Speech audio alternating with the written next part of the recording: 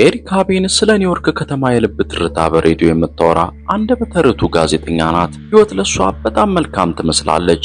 የምትወደው ስራ የጥበብ ሙዚየም የምታስተዳድር ኒኮል የምትባል ታማኝ ጓደኛና ህይወቷን ሙሉ የሚያደርግላት ዶክተር ዴቪድ ካርሞና የተባለች ጮኛ አላት። አንድ ምሽት ዴቪድ ለየት ያለ ነገር ያቅዳል። ኤሪካን በሴንትራል ፓርክ ውስጥ ለእግር ጉዞ ይዟት ይወጣል። ተጫዋች ውሻቸውንም ኩርቲስንም ይዘውታል። ፓርኩ በምሽት ውብ ነው። በከተማዋም ደብዛዛ መብራቶች ስር እየተራመዱ እያለ ዴቪድ ለረጅም ጊዜ አብረው ስለቆዩ እናቱ ስለ ጋብቻ እንዴት እየወተወቱት እንደሆነ ይነግራታል።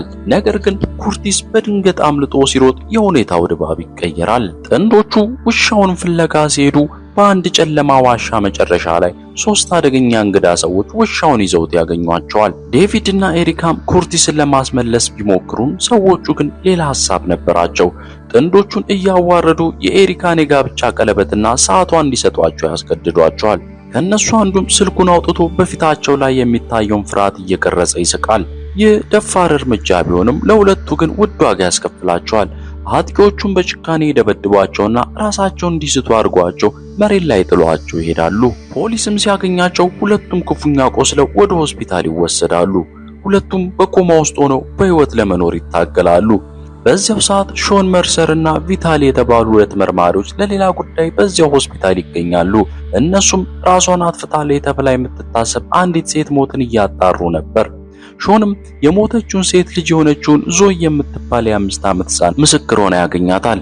እንድትናገርም በለሰለሰ አንደበት ቢጠይቃትም ምንም ለመናገር ፈቃደኛ ሳትሆን ትቀራለች።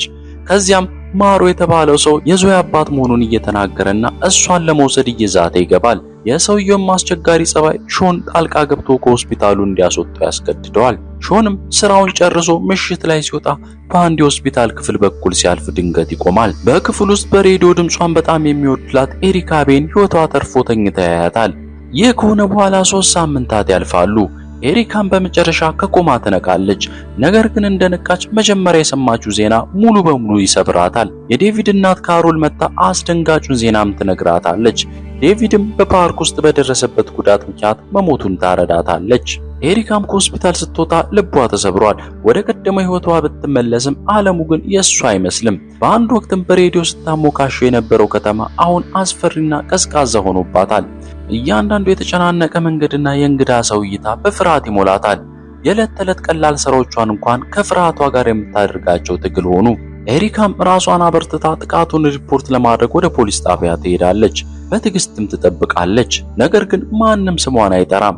ተዘንግታና ድምጿ ሳይሰማ እንደቀረ ሲሰማት ቀስ ብላ ተነስታ ትወጣለች። ይልቅም ወደ ሽጉጥ መሸጫ ሱቅ ትሄዳለች።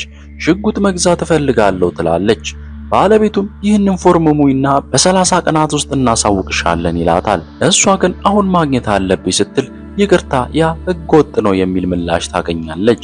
ስርዓቱ የማይጠብቃት ከሆነም ራሷን ለመጠበቅ ትወስናለች። ነገር ግን ያም ቢሆን ቀላል አልነበረም። ህጋዊ ፍቃድ ለማግኘት 30 ቀን መጠበቅ እንዳለባት ትረዳለች። ተበሳጭታም ስትወጣ አንድ እንግዳ ሰው ቀርቦ $1000 ህገወጥ ሽጉጥ ይሸጥላታል። ኤሪካም ጊዜ ሳታቅማማ ገንዘቡን ሰጥታው ሽጉጡን በእጇ ታስገባለች። ፍርሃቷም ውሳኔ እንድትወስን አድርጓታል። በዚያው ምሽት ኤሪካ በአንድ ሱቅ ውስጥ ትገባለች። እዚያም ሌላ አስፈሪ ሁኔታ ውስጥ ትገባለች። አንድ ሰው የቀድሞ ሚስቱን በከፍተኛ ጠብ ሲያጠቃት ታያለች። ኤሪካም ከመደርደሪያ ጀርባ ሆና ሁኔታው ወደ ግድያ ሲቀየርና ሰውየው ሚስቱን እዚያው ሱቅ ውስጥ ሲገድላት በድንጋጤ ትመለከታለች።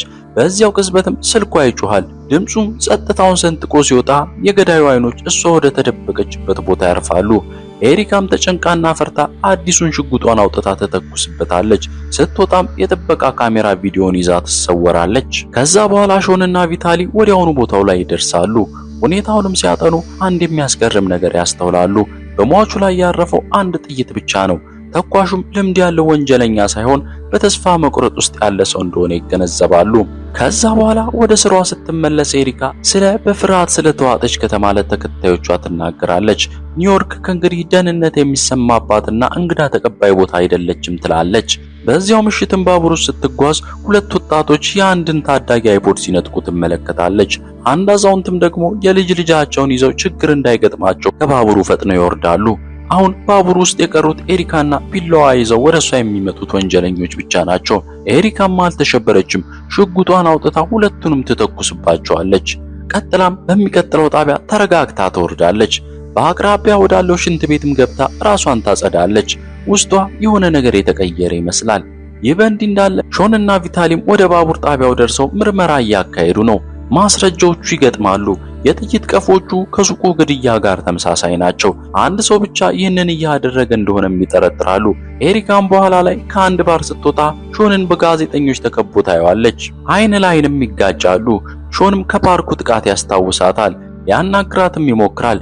ኤሪካ ግን እንደማታውቀው ሆና ራሷን እንደ ጋዜጠኛ በማስተዋወቅ ለቃለ መጠይቅ እንደምትፈልገው ትነግረዋለች። ሾንም በትህትና እምቢ ቢልም በመጨረሻ ላይ ፈቃደኛ ይሆናል። በማግስቱ ሾን ወደ ሬዲዮ ጣቢያው ይሄዳል። ኤሪካ መጨነቅ ብትጀምርም እሷ የጋበዘችውን መርማሪ ልታስወጣው አልቻለችም። አንድ ክፍል ውስጥም ገብተው ይነጋገራሉ። በስተጀርባ ባለው ቲቪ ላይ ማሮ የተባለ የጦር መሳሪያና የሰው ዝውውር ወንጀለኛ ዜና ይተላለፋል። ሾን የማሮ ሚስት ሚስጥሩን ልታወጣ ስትል መገደሏና ማሮም እንደገደላት ቢጠረጥሩም ማስረጃ እንደሌላቸው ይነግራታል። ከዚያም ኤሪካ እንዴት እያገገመች እንደሆነ ይጠይቃታል። እሷም ቶሎ ብላ ወሬውን ትቀይርበታለች። ሾን ግን ጥርጣሬው ይጨምራል። ሾንም ኤሪካ እርዳታ ከፈለገች እንዲረዳት ካርዱን ሰጥቷት ይሄዳል። አንድ ምሽትም ኤሪካ እንቅልፋታ ከቤት ትወጣለች። ከማሮ ጋርም ግንኙነት አለ ወደምትለው ህንጻ ትሄዳለች። ሾን ጋርም ስልክ ደውላ ዝም ብላ እያወራች ህንጻውን ትከታተላለች። ማሮም ሲወጣ አይታ ተከትላው ሊፍት ውስጥ ትገባለች። ከዛም የመኪና ማቆሚያው ላይ ሲደርሱ በቀጥታ ሚስቱን እንዴት እንደገደላት ትጠይቋለች። ማሮም እንደ ጋዜጠኛ ቆጥሯት በብረት ሊመታት ሲሞክር ክንዷን ይቆርጣታል። ኤሪካ ግን ተከላክላ ከህንጻው ጣሪያ ላይ ትገፋዋለች። ማሮም ወድቆ ይሞታል። ከዛ በኋላ ፖሊሶች አስክሬኑን ያገኙታል። ሾንም የማሮን የመጨረሻ እንቅስቃሴ መከታተል ይጀምራል። ኤሪካም ወደ ቤቷ ትመለሳለች። በቤት ውስጥም ጎረቤቷ የኤሪካን ቁስል ታክምላታለች። ኤሪካም ያደረገችውን ስትነግራት ጎረቤቷ ምንም አልደነገጠችም። ይልቁንም ያደረገችው ነገር ልክ መሆኑን ትነግራታለች። በማግስቱም ሾን ደውሎ ኤሪካ እንድትመጣ ይጠይቃታል። ኤሪካም የቆሰለውን ክንዷን በጃኬት ሸፍና ትሄዳለች። ክሎዊ የተባለች ምስክርም ኤሪካ እንድታናግራት ያደርጋል። ነገር ግን ክሎዊ ኤሪካን አይታ ምንም እንደማታውቃት ትናገራለች። ኤሪካም በዚህ ሰዓት እፎይታ ይሰማታል። ሆኖም ሾን ገና ተስፋ አልቆረጠም። ከባቡሩ ግድያ የተረፈ ምስክር ወጥቶ የተኳሹን መልክ ይገልጻል። መግለጫውም ከኤሪክ ጋር ፍጹም ይመሳሰላል። በዚህ መረጃ ተመስርቶ ሾን ወደ ኤሪክ ቤት ይሄዳል። ነገር ግን ለመመርመር ብቻ ሳይሆን ጥቃቱን ካደረሱት ሰዎች የአንዱ ጓደኛ ልትሸጠው ስትል ፖሊስ የያዘውን የጋብቻ ቀለበቷን ሊመልስላት ጭምር ነው። ቀጥሎም ሾን ወንጀለኞቹን እንድትለይ ወደ ፖሊስ ጣቢያ ይጋብዛታል። ኤሪካም ጣቢያው ሄዳ በፊቱ የቆሙትን ወንጀለኞች ትመለከታለች። ሕይወቷን ያበላሸውን ሪድን እዚያ ታየዋለች። ነገር ግን ሾንን አይታ ከነዚህ ውስጥ ማንም አላደረገውም ትላለች። ኤሪካ ለሪድ የራሷ እቅድ አላት። ጣቢያውንም ለቃ እንደወጣች ቀለበቱን ለገዛው ሱቅ በመክፈል የወንጀለኛውን ጓደኛ ሾና ኔልሰንን ታገኛታለች። ሾናም መጀመሪያ ብትፈራም ኤሪካ ልትሄድ ስትል ጠርታ የወንጀለኞቹን አድራሻና የጥቃቱን ምሽት የሚያሳይ ቪዲዮ ትሰጣታለች። ኤሪካም ቪዲዮውን ስታየው የዴቪድን የመጨረሻ ሰከንዶች ትመለከታለች። በዚህም ልቧ እንደገና ይሰበራል። ቪዲዮውንም ለሾን ደናውን በሚሉ ሁለት ቃላቶች ትልክለታለች። ሾንም መልእክቱ ምን ማለት እንደሆነ ወዲያውኑ ይገባዋል። ሾንም እርሷን ለማግኘት ይፈጥናል። ወንጀለኞቹ የሚገኙበትን ቦታንም ያጣራል። ኤሪካም ቀድማ ወደ ህንጻው ደርሳ ነበር። ኤሪካም ስትመለከት ኩርቲስ ወይም ውሻው አሁንም በእነሱ እጅ መሆኑን ታያለች። ያለምንም ማመንታትም አንዱን ትተኩስበታለች። በዚህ ሰዓትም ሌሎቹ ይበተናሉ። አንዱን እንዲከተለውንም ኩርቲስን ትልካለች። ወንጀለኛውም ውሻውን ሊመታ ሲል ኤሪካ ከጀርባው ትመታዋለች። ከዚያም የመጨረሻውን ሰው ተከትላ ትደርስበታለች። ነገር ግን እሱ ቀድሞ በብረት ጭንቅላቷን ይመታታል። በዚያው ቅጽበት ሾን ሽጉጡን ይዞ ገብቶ ወንጀለኛውን እጁ እንዲሰጥ ያዟል። ወንጀለኛውም ኤሪካን ይለቃታል። እሷም ሽጉጧን ትደቅንበታለች። ሾን ህጉ ስራው እንዲሰራ በማግባባት እንድታቆም ይጠይቃታል። ኤሪካም የሰማችው ትመስላለች። ሽጉጡንም ዝቅ አድርጋ ለሾን ትሰጣለች። ነገር ግን ሾን ያልተጠበቀ ነገር ያደርጋል። የራሱን ሽጉጥ አውጥቶ በእጇ ላይ ያስቀምጥላታል። ጨርሺው ይላታል።